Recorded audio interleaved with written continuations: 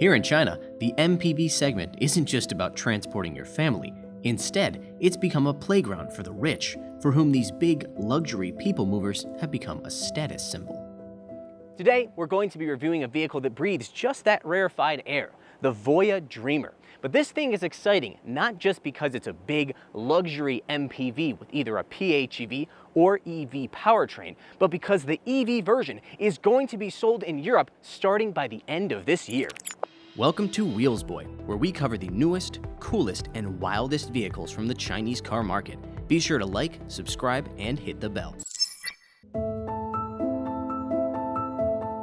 Here in China, a plug-in hybrid Dreamer can be yours for $47,000 to $58,000 US. However, only the pure EV version will make its way to European markets. There's no official word on pricing quite yet, but it's safe to say it'll be more expensive than here in China, where it costs $65,000 US or about 60,000 euros. I say this every time we review a luxury MPV, but it bears repeating. Here in China at least, this segment was started by the Toyota Alphard, and its shadow still lingers over the whole party. That's especially true when it comes to design, because most of its competitors just try to ape the outlandish grille of the Toyota. Voyah has made it clear that they are not going to follow suit, and by that I mean they've written in their press materials, "We refuse the Alphard face." In its place, they've developed their own, more compact but somehow almost as garish front-end design. I don't mean to hate, I actually think this thing looks pretty good, especially in the context of this segment, which is basically an arms race of ugly. If they were to come with a simple, elegant front-end design, well, it'd be a little bit like bringing a knife to a gunfight.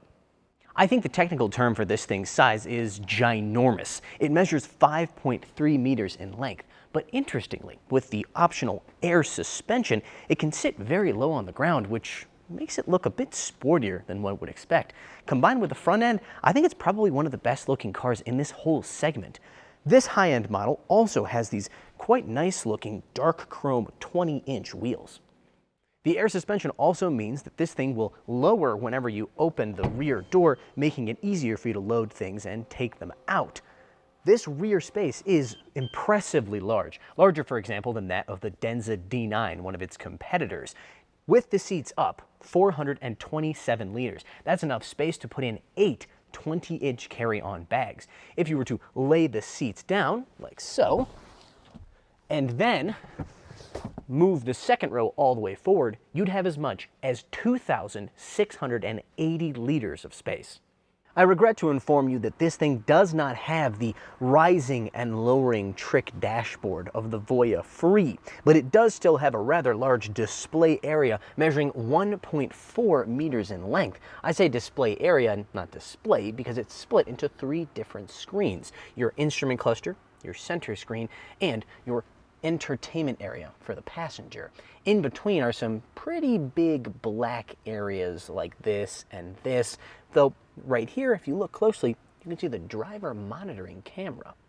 The entire interior design language is a little bit simplified as compared to competitors like the D9, whereas that thing has a bunch of buttons here on the center console, which I actually like. I appreciate physical buttons. This thing has almost none, apart from here, where you have some touch capacitive buttons for your air conditioning controls. Everything else, of course, is done through the center screen.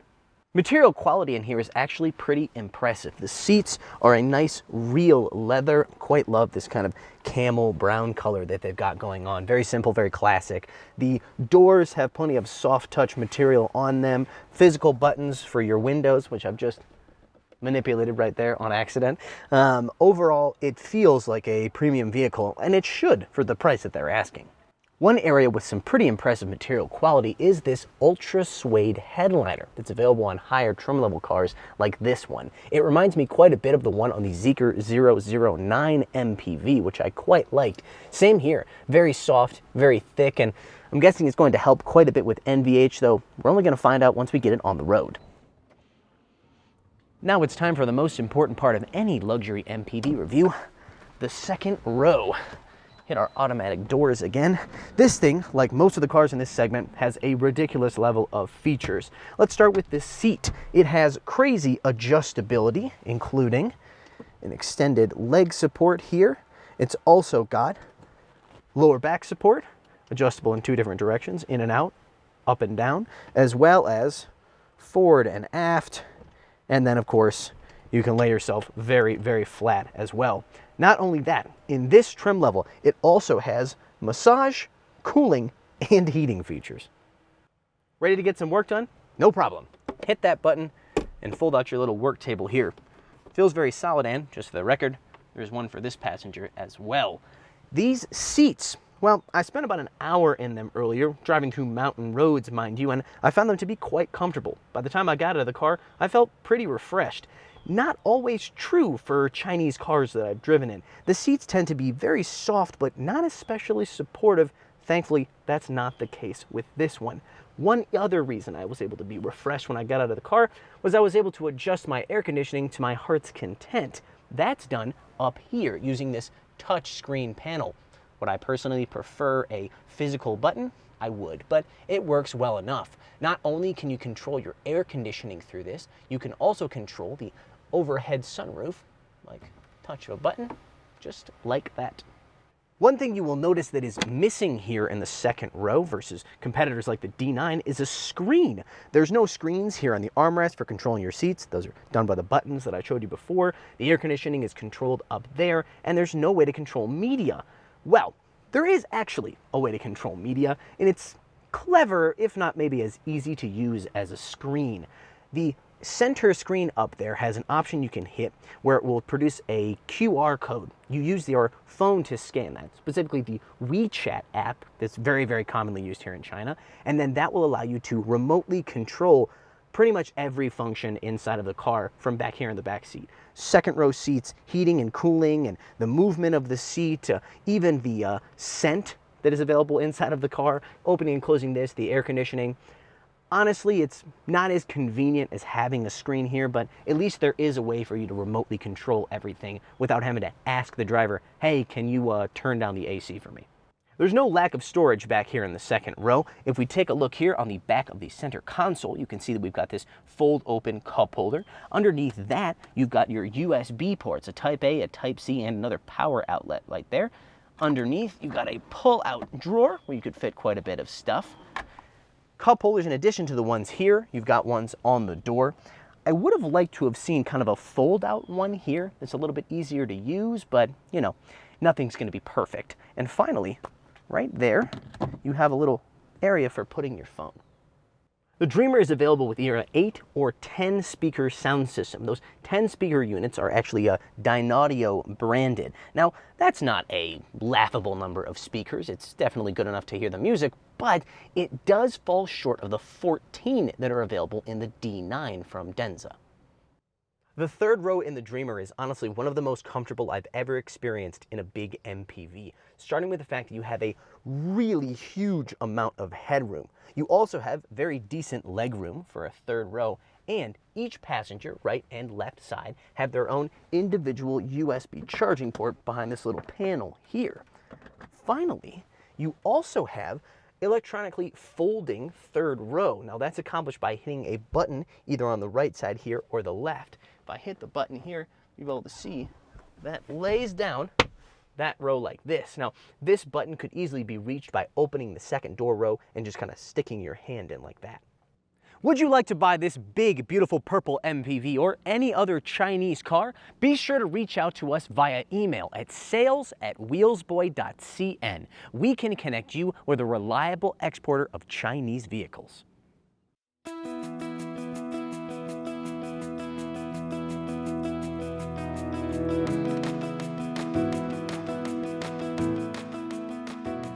The days of having to sacrifice straight-line speed in order to bring your family with you are in the rearview mirror. This thing, with the PHEV powertrain, makes 420 kilowatts and 840 newton meters of torque. That's enough to get it to 100 kilometers per hour in just 5.9 seconds.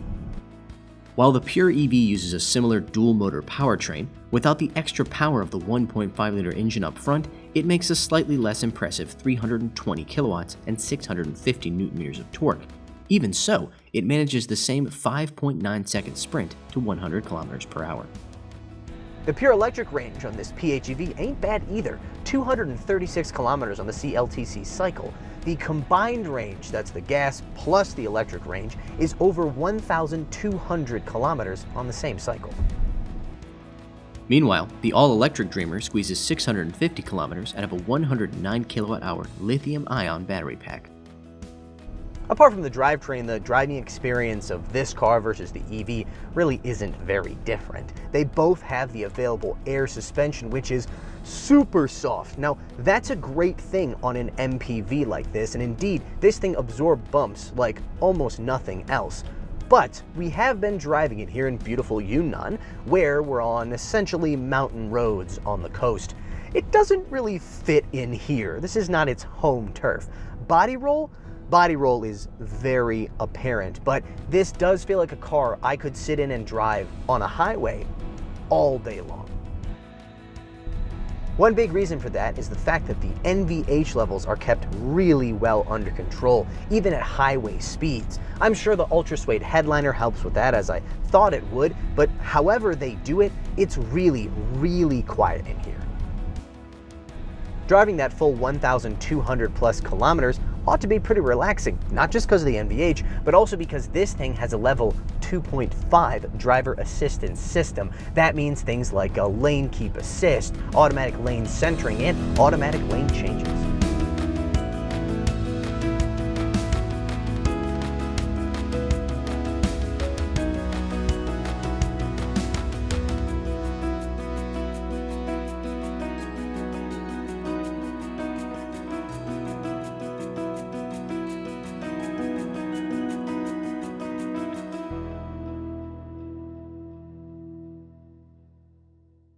The Voyah Dreamer will be hitting the European market by the end of this year, but a big question remains to be answered. While these luxury MPVs have received a warm welcome here in the Chinese market, will the same be true for Europe? Will European buyers be able to fall in love with the charm of a big luxury electric MPV like this?